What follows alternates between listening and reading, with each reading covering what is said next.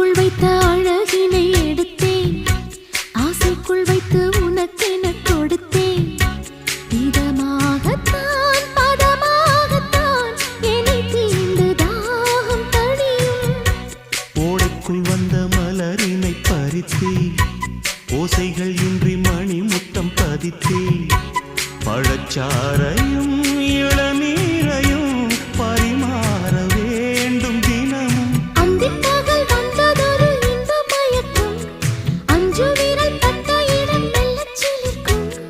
எங்கெங்கே தொட்டாலும் அம்மம்மா உற்சாகம் அங்கங்கே உண்டாகும். வா கன்னத்தில் கன்னம் வைக்க,